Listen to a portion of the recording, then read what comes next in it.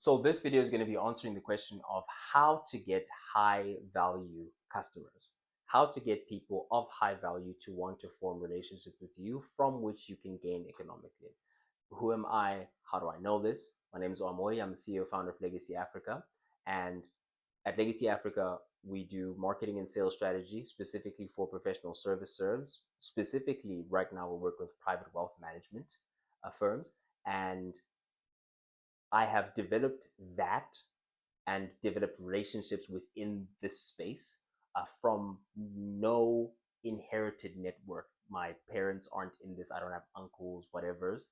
I really had to formulate these theories from ground zero with obviously the books, the knowledge, the whatevers, and the wisdom that we do gain from the sources of knowledge that exist. Outside of those, specifically within a South African context, specifically being 22 years old, all those things, I had to kind of piece together my own way to get to these people and to be able to provide value to these people and to have them want to exchange value with me. And that's what I'm going to be sharing here. And so there are 5 points that I'm ultimately going to touch on. And by the end of this video, with those 5 points, you are going to be able to get high value customers through whatever channel of acquisition you would like, whether you'd like to do it through social media, you'd like to cold call, you'd like to network market. I have tried them all. It has worked for me through all of them. This is just the path that makes the most sense for me, and it's the path that I would like to do. And so that's why I'm using it specifically to achieve my goals, but you can also use the same process to achieve your goals. Okay. With that being said, very, very important that you're not going to get these high value customers by getting poor fit customers to pay more, but rather by picking the correct kind of an avatar to begin with that can afford to pay exorbitant amounts to make their problem go away and would like to, or rather the amount won't be exorbitant to them, or the value that they're going to get in exchange will be much in excess, and that's the only way that you're going to get them to exchange it, because people don't want to feel like they're getting what they pay for. People want to feel like they're getting a bargain. Everyone always wants to get a bargain. So without further ado, before we get into it, I would like to say I'm making this video with great frustration, and making videos like this in general, it comes with great frustration. And the frustration is that people are not going to watch it now, and people are not going to pay attention now, which makes complete sense, right? Because who am I? Why listen to me? But at the same time, I understand that the granular detail that I'm going to go into in terms of these solutions, uh, I'm not going to have that same context when I am hyper successful in 5, 10 years. And so you'll listen to me in 5, 10 years, and I'll give you the advice that worked at that time. But if you're listening to me in real time, as some of you are going to be now, you get not just what I'm saying, but you get the principle behind it within the time that it's still effective, because time change, methods change, and you have to adapt things to your own. And so I feel that I'm the most useful to my people now. And they say a prophet's never honored in his homeland. So I don't expect to get my flowers anytime soon. Anyway, first point that we're going to get into is you ultimately want to. So before we talk about how to get valuable customers, let's talk about how to get a customer. How do you identify what kind of a person you want to create relationships with, where you're exchanging value back and forth? Well, you want people who don't have the desire, the knowledge, or the time to do what you do, and you want them to have budget, authority, need, and time. Now that is a customer base level, like a customer to begin with. So if someone knows how to do what you do, but they just don't have the time for it, then they would be willing to exchange money for your time to do what they do. Okay. Desire. I know how to do it. I have the time to do it. I just don't want to do it. Lawn mowing services. That's where those come from. And such things, cleaning services, those type of, like, people know how to do the thing. It's just that they don't want to. And people will pay for that. They'll exchange money for that. Okay. So it was time, knowledge, desire. Knowledge is purely just I don't know what to do. You know what to do. I'm willing to exchange money for you to just do the thing. Right? Okay. Now that you've identified these people who don't have the time, the knowledge, the desire, you need them to have the budget, the authority, the need, the timing in order for them to exchange the value. They have to have the budget, they have to have the amount of money that you are willing to exchange your service or product for. They have to have the authority, they have to be willing to say yes now in this moment for you to begin the exchange, or you're going to have to get all the relevant parties to come together so that the decision can be made, right? Authority. Need, a number one thing that I always preach as a principle whenever I am engaging with someone. I've done sales masterclasses. I've been in positions where I've been an authority in the sales space. And the number one thing I say before I say anything else, never sell anything to anyone who doesn't need it. If they don't need the thing, no one benefits. They don't benefit, you don't benefit, because they go around saying bad things about your service, whereas the person didn't need it to begin with, which means they didn't gain value from it, which means like it's a no one wins type of situation, honestly. And the money that you're going to get in that moment is not worth the reputational risk of selling something to someone who doesn't need the thing, right? So need is very important. And timing.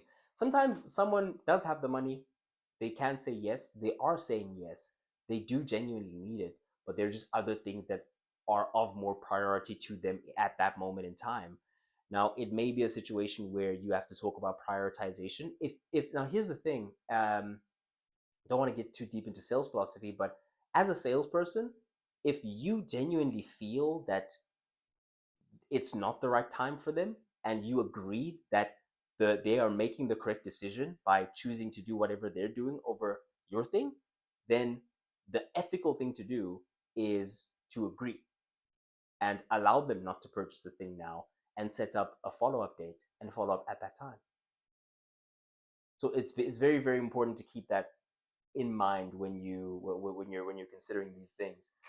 And I think the next point, so that was point one. Point one was who to sell to. You need then not to have the knowledge, not to have the desire, not to have the time, to have budget, authority, need, timing. It's like, okay, now I've identified a customer. But that's not why I clicked on this video. We said, how do you acquire an affluent customer? How do you acquire a high value person? The kind of person that I'm engaging with now, they aren't active on social media. You won't find them on social media. If you do, they're not gonna like, they have nothing on there that would let you know that they are them, first and foremost. And second, they aren't responding to DMs and this and that and the third, right? And so now that you've identified the people that you want to get next to you, the kind of person that you want to exchange value with, it's like, well, how do I make sure that this is the kind of person who does have that budget, that authority, that need, that timing? And if I found that person, how do I get that person to want to exchange value with me? Because I'm just 22. And if you think about what I'm selling, it's not necessarily a product where there's just an inherent value and you accept or decline. It is more so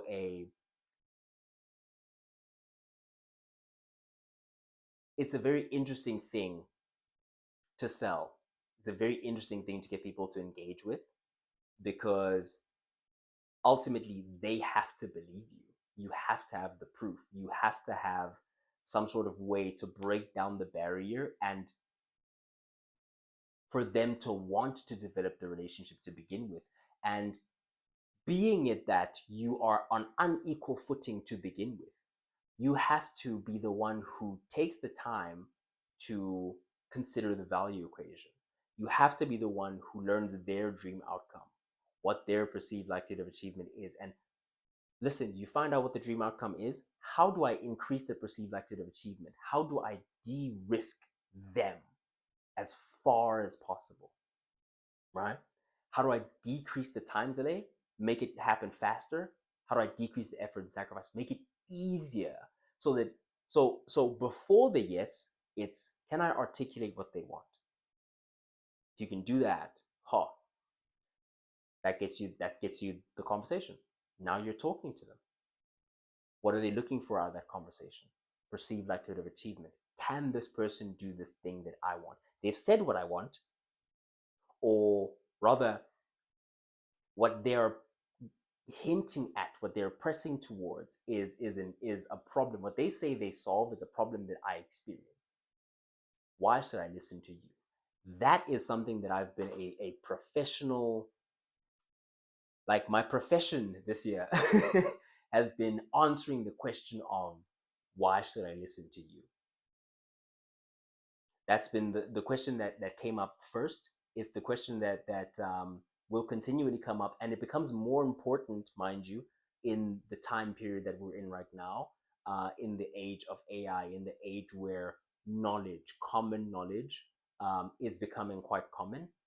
How do you differentiate yourself? How do you be the person that people go to and believe in, rather than, some let's say, especially with knowledge work, right? You, as a knowledge worker, how do you find yourself in a space where people want to purchase your knowledge or want to engage with you commercially for your knowledge? It's not going to be by you know doing generic stuff, having the generic knowledge and such things that could have worked before. It's not by writing a good looking report. It's not by whatever, just researching and this and that. It goes deeper than that. It goes so much further into the proof, into increasing the perceived likelihood of achievement of a human being. We always talk about the things that are going to change. We always fixate and focus on the things that are going to change. I think it's very important that we look at the things that are not going to change. And something that's definitely not going to change is that people are going to want to be able to trust you. Purely what we deal with at Legacy is the economics of that trust, and how we can create that trust, channel that trust, and leverage that trust when it's there.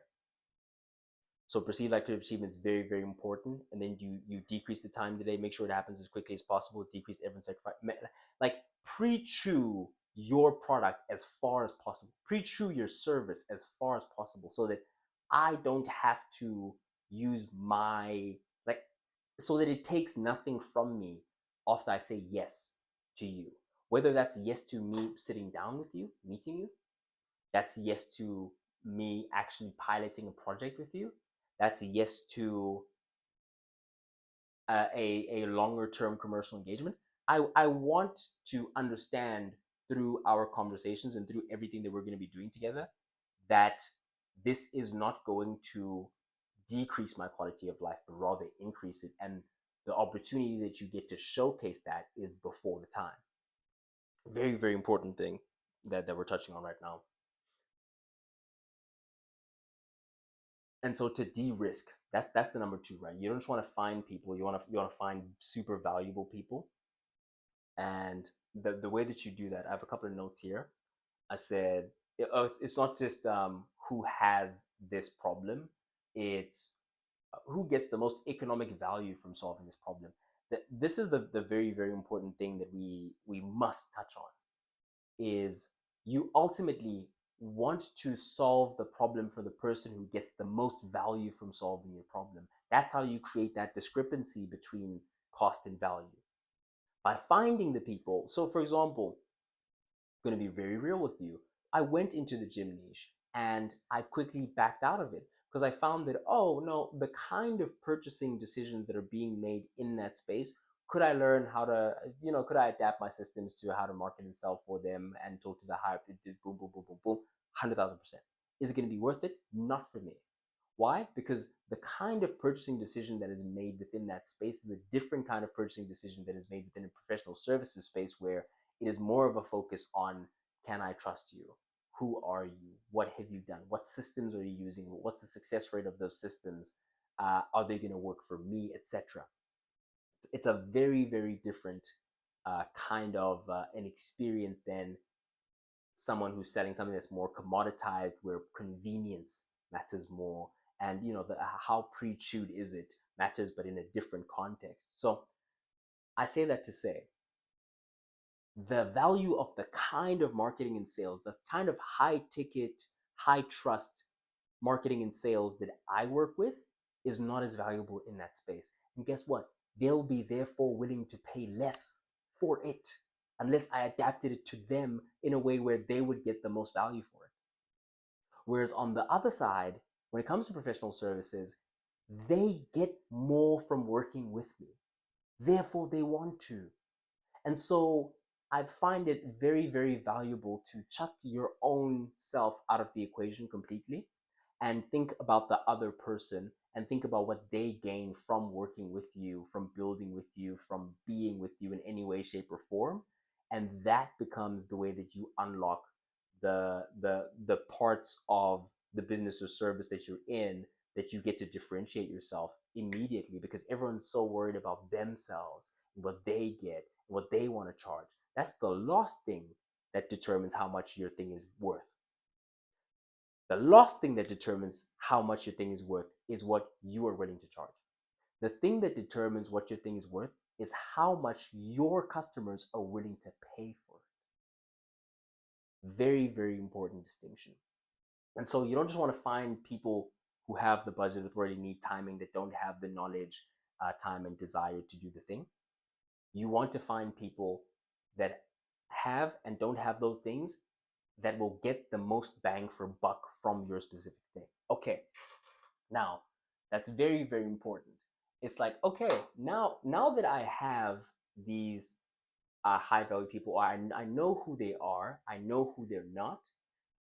How do you get into those higher value markets? Specifically, as a South African, as an African, specifically as a young founder, not being born into the network, not having inherited it, having to build credibility from scratch, learn the language of the market, build relationships manually, and get into the room and create reasons for people to take you seriously. Oh, oh my goodness.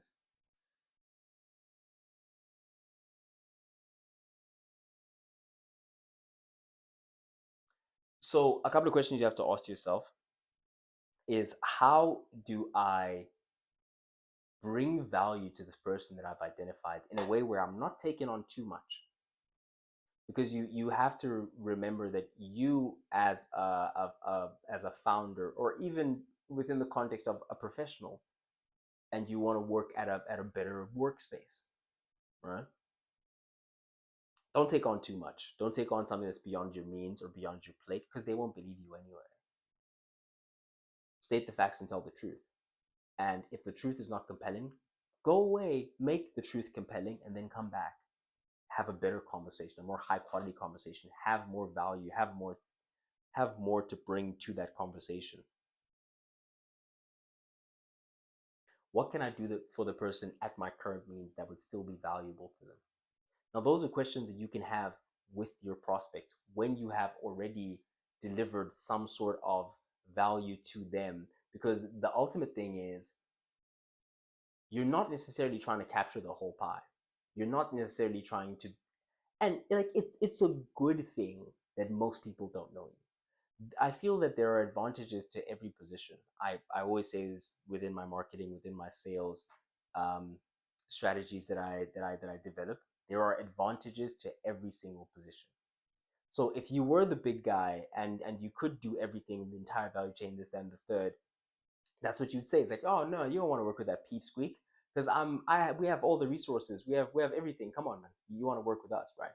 But if you're on the other side of the table, what you want to use to your advantage is, no, but I can pay more attention because you're the only one that I'm dealing with. So on the other side, it's, but I'm your, so for example, for someone who's starting out, for someone who doesn't have experience, for someone who yeah, be that from an entrepreneurship perspective or from a professional perspective, when you don't have experience, you can have the conversation of, yeah, okay, I don't have experience, but I'm very eager, and this is something that I'm devoting my full attention to. And so comparatively, with the larger organization or with this other person, they have other competing priorities. For example, if it's a more senior, let's say, individual, right, within the space, say you're a doctor, there's a more senior doctor that also has the same position. It's like, yeah, but he has more responsibilities, more things that are taking his time, attention, whatever. I'm fully focused on this. Am I as experienced in this and then the third? No.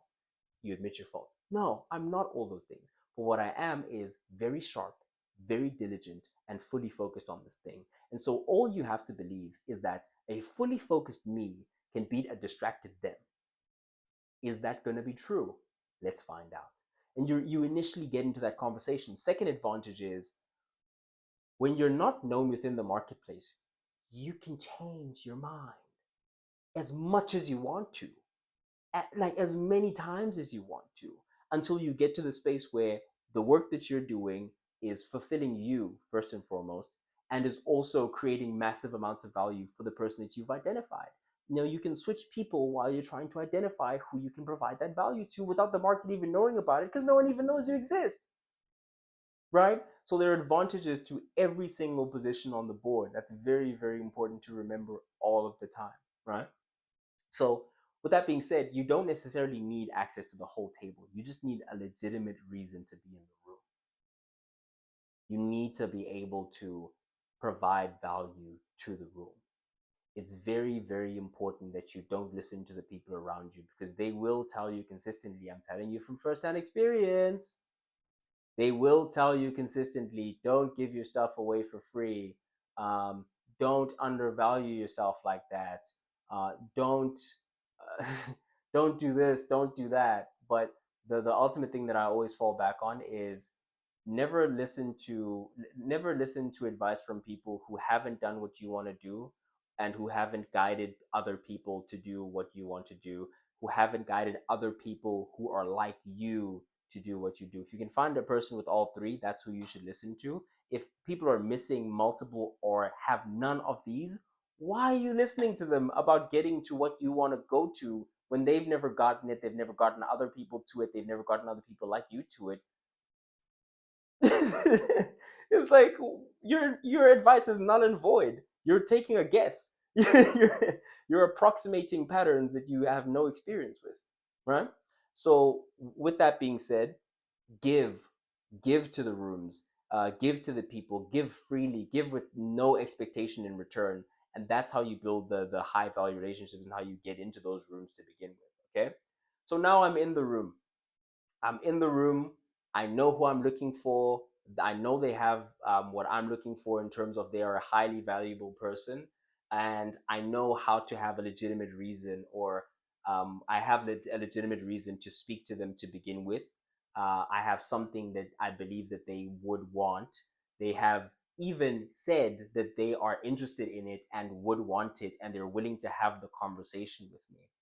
What do I do now? How do I get them to say the first yes? How do I get the first meeting? How do I get the first engagement? How do I get to develop a relationship with this person without them telling me to, without them realizing that I'm literally a kid, and I'm literally a kid, and therefore I should not even be in this room. Yeah, it's so funny. I say that, and I say it ironically, but also not ironically at the same time. So I say that with 99.9% of the time I'm in these rooms, I'm the only person who's in their 20s. um, Barely will you find a person in their 30s. More than likely you'll find people in their 40s and 50s, sometimes 60s, 70s, etc. These are the rooms that I'm in at 22. So I say that to say, to get these people to take you seriously, you are going to have to front the work. You are going to have to make it as easy as possible to deal with you. And the fourth point, the almost final point. I said there were 5 points, right? The fourth point is, in order to get that sit down to begin with, in order to get that conversation and get taken seriously, you're going to want to de-risk the customer as far as possible. So this isn't only a thing that, by the way, none of these are just things that I've out of my thumb. These are things that, yes, I have personal experience with, and I definitely have the track record to back at this stage of the game. But there are also things that you can verify this, you can double check this, you can consult Hormozy, you can consult multiple different figures online, and YouTube it and Google it and whatever, right? You can verify all of this information is completely true. Okay, specifically with the de-risk the customer thing, I have a personal experience doing this, because this is how I've acquired every single one of my relationships that I have with these high level companies at this young age, within the time span that I've done it. Okay, so this last thing, or this fourth thing, very, very important: de-risk the customer. Give your the most valuable thing you can think to give with the limited context you have. Do that. Do exactly that. the most valuable, unscalable, expensive, like within the limited resources that you have, within reason, of course, within reason when it comes to expense. Do not be reasonable with the amount of knowledge that you're willing to share. Because the thing is about giving your most valuable stuff away for free is, number one, no one's going to be able to compete with you because no one's willing to give their stuff away. And these are things that people charge money for, you're going to give away for free. And so there's no one else in the market that's going to be doing that. That makes you super easy to trust. Because like, geez, if this guy's doing this for free with that little context, if I told him everything and gave him the resources to be able to do what he does, what could this person do? Exactly. Exactly. That's the position. That's what you want them to think. That's what you want them to think of you. That's how you want them to perceive you. And the only way you do that, you don't hold back. Like people think, no, you know what? I'm going to hold back this first meeting. I'm going to hold back the second. Then the third one, when I know that they are serious, brother, you are in a deleveraged position. You are in the least leveraged position. And so for you, every engagement is the last engagement. Every opportunity is the last opportunity. Every opportunity is the last opportunity. Every opportunity till this day, I'm still nervous. It's like, bro, this is the fourth, fifth time you're sitting down with us and we're doing this thing with you. Like, not why you're still nervous as in they perceive that I'm nervous, but if you were someone who followed me along, I tell you, yeah, no, I'm actually a little nervous going. It's like, why are you still nervous? It's like, because the day you become content, the day you settle, the day you slow down, the day you don't give everything in that one thing and make sure that it is the best that you could possibly do at that time, is the day you die, is the day the person who's rushing, who's trying to catch you, is going to catch you, is the day that it won't happen. More accurately, to be honest with you, I don't think about other people and this and that because no one's doing this at 22. No one. No one. I've looked for them. I've tried making friends. I have none. No one's doing this. I don't have friends within any of this type of space, or none of my friends are doing the type of stuff that I'm doing. None. Because people don't do that. People don't front the work. People don't take the risk. Because that's ultimately what you're doing. You're taking on risk to de-risk them. Because they've earned that. They've earned de-risking. Because they have all the value. They have all the cards. So what limited value you have, you want to give all of it.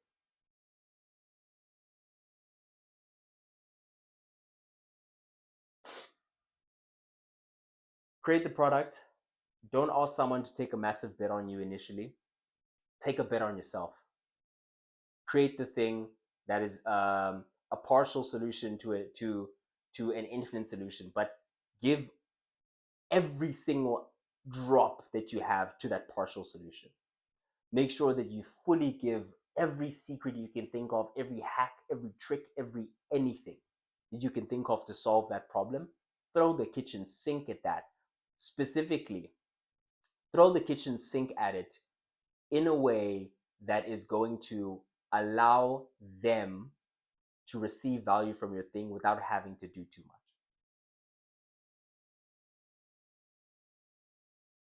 Prove value.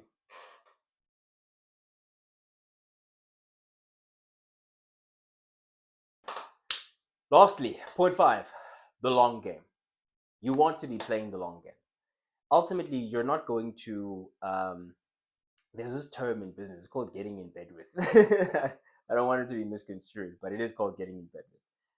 You don't build relationships with people of high value as someone of lower socioeconomic status quickly.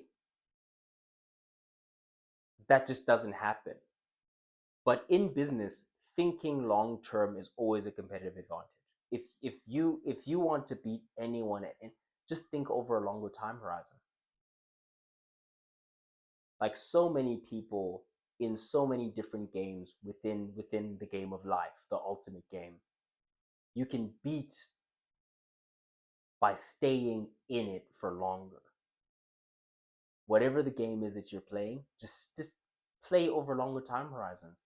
Because the quickest way to make 100,000 is not the quickest way to make a million, is not the quickest way to make 10, is not the quickest way to make 100. Ultimately, you're trying to build in such a way that your foundation is as wide and deep as possible so that by the time you're going up,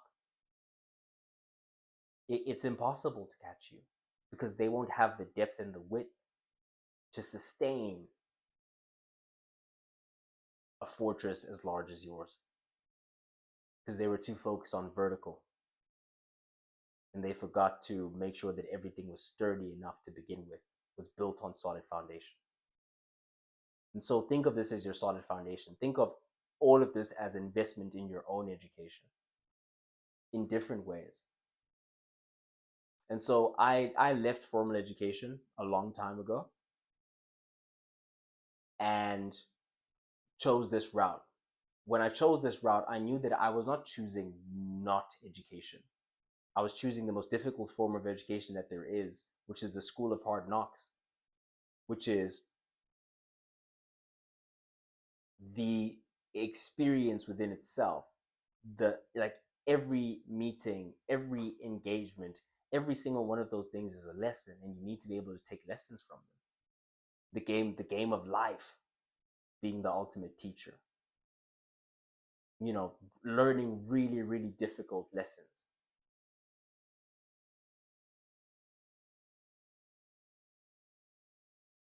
That is ultimately the space that you find yourself in, whether you take the formal education route or not. Is at the end of the day, in order to build these relationships, you're going to have to invest in yourself once more.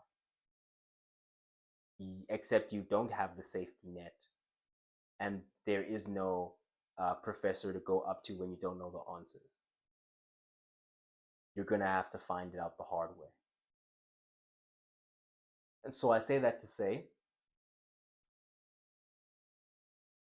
this year I didn't maximize revenue. I maximized relationships, reputation, clarity, capability, access, proof. And all of those are intangibles, but they're also true. They're intangibles that are the difference. Okay. People are like, well, what do you mean you didn't maximize for revenue? How could you have? If you say you could have maximized for revenue, why should we believe you? So these legacy Africa teas I sell for exorbitant amounts of money, and I also do have a personal brand that I am continually working on. Graduation speeches, acting gigs, in conversation with the modeling agency. Those are all in my personal capacity. I don't even factor those into business because they have nothing to do with it. I say this to say, if I had sold a lot less than you think, say 100, if I had sold 100 of these, we would have made six figures. Think about that. If I had sold just 100 of these, we would have sold six figures. We would have made six figures. And assume that it took me the whole year. I still would have made six figures in a year in revenue. What of that would be profits? What of that would go to delivery, operations, this, that, the third? Besides the point. The point that I'm making is there are ways in which I definitely could have monetized better throughout the year if that was the main focus. But I've instead, at every opportunity, chosen to reinvest into myself, into these relationships, into gaining this access, into improving my capability, improving myself, so that I can be worthy of the positions that I'm getting into now. Because I'm thinking on a longer time horizon. Because take it to its natural extreme. Okay, t-shirt guy, you've made a couple 100,000 a couple of years in a row. Then what? Then what? Oh, then I maybe want to shift and start using my marketing and sales skills that I used to sell the t-shirts to begin with to then help other people do that within their. So for me, I found a pattern where I kept ending up within this space. And so I'm just paying down the ignorance tax as quickly as I possibly can. I'm paying to the game of life all the things that I don't know. I'm paying for all the things that I don't know, and I'm having life teach me those things so that I can ultimately, like I said, someone can make 100,000 every year, can make a hundred thousand a month for 2 years, and someone else could make zero for 2 years. And if on the second year the person that was making zero cracks how to make or have a 2 million rand or dollar a year business, the person who cracked the 2 million a year business, who was at zero the entire time, has made a more valuable thing. Like, think about that. And so, thinking in these ways, understanding these things, is what has allowed me ultimately to kind of create these frameworks, follow these frameworks. And that's the toughest thing, is knowing these things is cute, but actually living your life as if, to believe is to act as if. So to act as if these things are true, that execution is what will separate those from the rest. Ultimately, I hope, if you've made it this far in the video, you're a G, and you're probably either in a space like this or a plan on entering a space like this. And I wish you all the best within that, because it's a very, very small subset of society that would receive value from a video like this from someone like me. And so I thank you for watching. I hope I have been able to articulate some of the main points that I wanted to make. I hope I've been able to transfer a little bit of that energy, a little bit of that knowledge. And yeah, ultimately hope that this has been a good use of your time. Thank you for watching. If you are an entrepreneur slash a professional, I am actually going to put the link to my platform, Legacy Africa, down the description below. You can apply. So long, we have a campaign coming up where we're going to do a more major cohort of a particular type of professional slash entrepreneur. Um, but you can apply in the meantime. Get on, save yourself a slot. If you are not an entrepreneur and you are still here, you are greatly appreciated. And one thing you can do for me is hit that subscribe button, and I would be eternally grateful to you. Ultimately, thank you for watching. Thank you for your time. I again hope you have received value from this. I have been Sage, standing on business. Signing out.